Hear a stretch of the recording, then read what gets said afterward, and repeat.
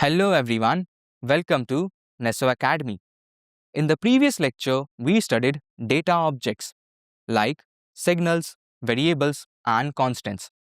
So, let me ask you something. If I create a signal or variable, can it store any type of value? For example, can it store numbers, true or false, or decimal points?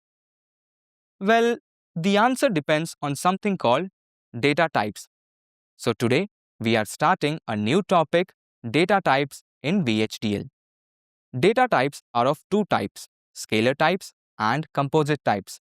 And in this lecture, we are going to understand scalar data types.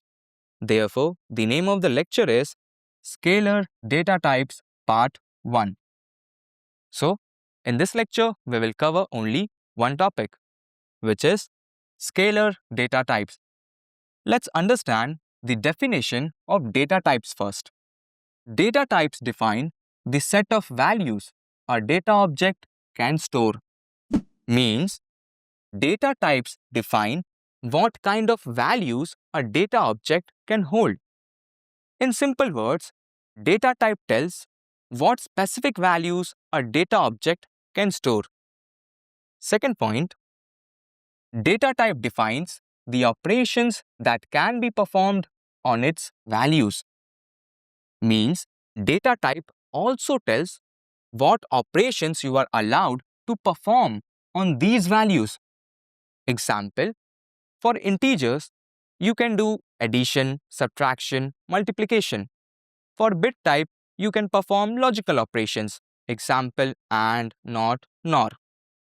So overall, data type not only tells what values you can store, but also tells what operations you are allowed to perform on those values. Data types are broadly classified into scalar and composite types.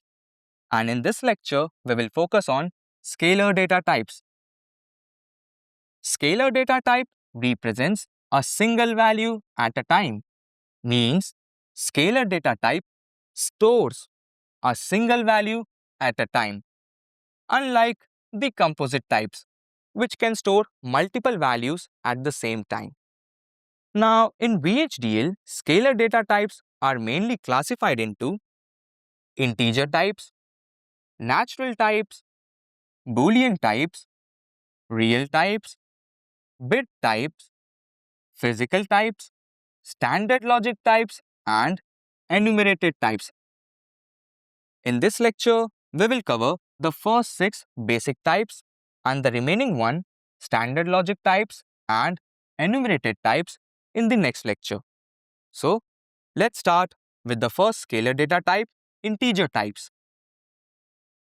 Now, integer type includes whole numbers with range from negative 2 to the power 31 plus 1 to 2 to the power 31 minus 1 range, which is negative 2,147,483,647 to 2,147,483,647, equivalent to 32-bit of signed integer.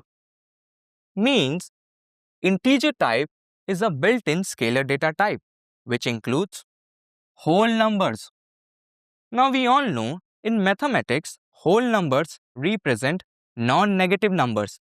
But in VHDL programming, whole numbers means numbers without decimal points, can be negative, positive, or 0. And the range is from negative 2 to the power 31 plus 1 to 2 to the power 31 minus 1. And when you calculate this value, you get negative 2,147,483,647. Similarly, when you calculate 2 to the power 31 minus 1, you will get this number. Now, this is very big range. And this 10-digit integer value is equivalent to 32-bit of binary numbers of signed integer. Now, we all know what is signed integer. Signed integer includes both negative numbers and positive numbers. To understand this more, let's see few examples. Let's take the same example that we have seen in the previous lecture. Here, I am declaring a variable named a and assigning an integer data type. Now, in this line, I have not assigned any fixed value. Means this variable a can take any value from this range, or we can directly assign a fixed integer value. Here, I am declaring a variable named count and assigning a fixed integer value 0 to this variable count. So, I hope you understand how to assign an integer data type using the keyword integer. Let's see the second scalar data type, natural type. Now, integer type includes negative numbers, 0 and positive numbers.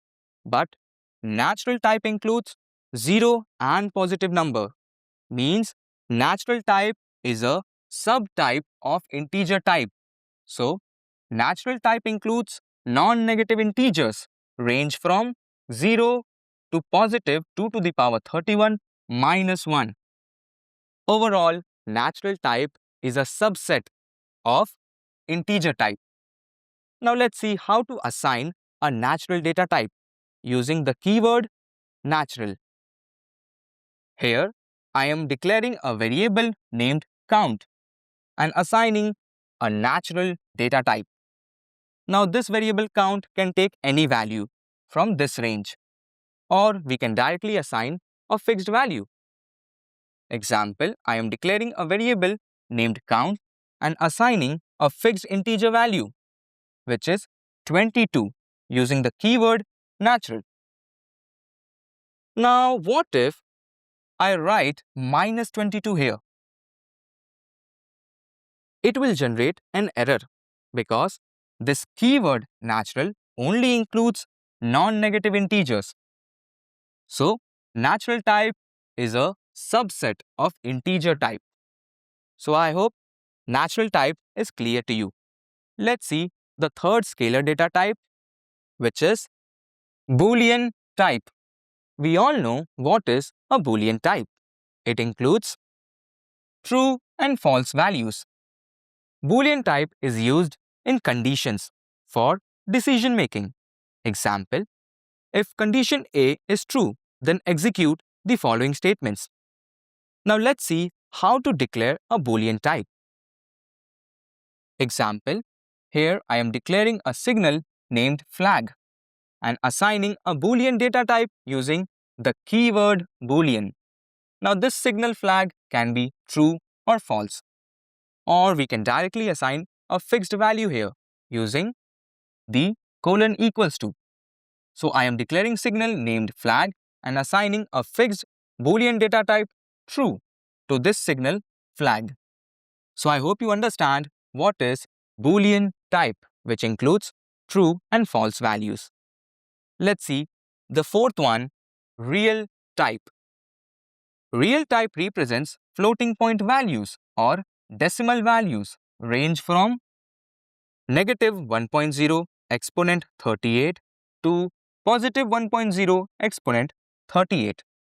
Now, real type represents floating numbers or numbers with decimal point in the range from negative 1.0 exponent 38 to positive 1.0 exponent 38. This keyword e means exponent, which means multiply with 10 to the power. So, the range will be negative 1.0 multiply with 10 to the power 38 to positive 1.0 multiply with 10 to the power 38. Such a massive range. Therefore, real type allows to represent very small fraction values or very massive integer values. Now let's see how to assign real data type using the keyword real.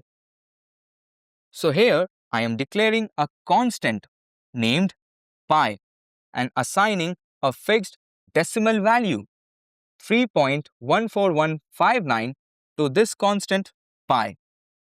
So overall, real type represents numbers with decimal points. Now let's see the fifth scalar data type, which is bit type.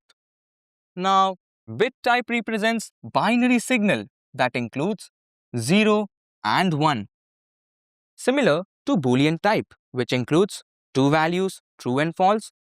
Bit type also includes two values, 0 and 1.